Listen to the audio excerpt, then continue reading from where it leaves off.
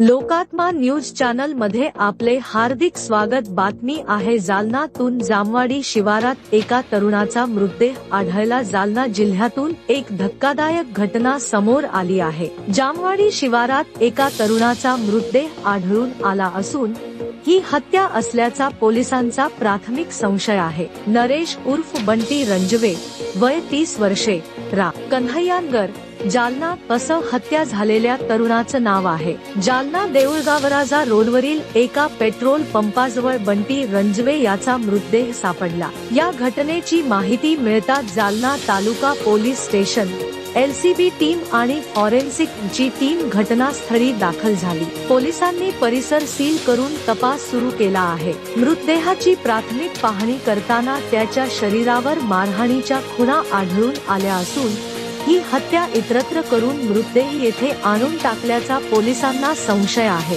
Forensic पथकाने घटनास्थळी तपासणी करून महत्त्वाचे नमुने गोळा केले आहे। मृतदेह शवविच्छेदनासाठी जिल्हा रुग्णालयात पाठवण्यात आला आहे। पोलिसांनी परिसरातील CCTV फुटेज तपासण्यास सुरुवात केली आहे। त्याचबरोबर बंटी रंजवे याचे मोबाईल कॉल डिटेल्स, मित्र परिवार आणि वैयक्तिक वाद याचा तपास केला जात आहे। ही घटना उघड होताच परिसरात एक खळबळ उडाली आहे। स्थानिक नागरिकांत भीतीचं वातावरण निर्माण झालं आहे। पोलिसांनी या प्रकरणाचा सखोल तपास सुरू केला असून आरोपींना लवकरच अटक करण्यात येईल असा विश्वास पोलिसांनी व्यक्त केला आहे। या संपूर्ण घटनेचा पुढील तपास जालना पोलीस करत असून हत्येचं नेमकं कारण काय हे पुढील काही दिवसात स्पष्ट होणार आहे। बंटी रंजवेच्या हत्या प्रकरणाने जिल्ह्यात पुन्हा एकदा कायदा सुव्यवस्थेवर प्रश्नचिन्ह उभं केलं आहे।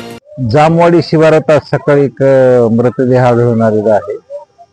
जो कन्हैयानगर पासून जाणारा रस्ता आहे जामवाडीकडे, त्या रस्त्यावर एक संदीप राऊत नावाचे इसमाचं हॉटेल आहे।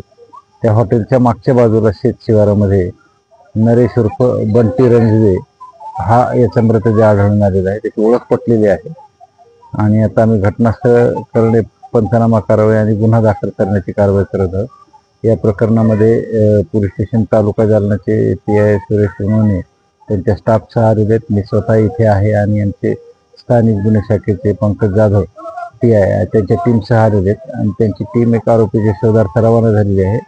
एका संशयिताला आपण ताब्यात घेतलेले विचारपूस करत आहोत आणि हा गुन्हा निश्चितच लवकरच डिटेक्ट होईल आणि आरोपी आपण यामध्ये अटक करू। आता प्राथमिक तपास सध्या सुरू आहे गुन्ह्याचा। घटना कधी घडली?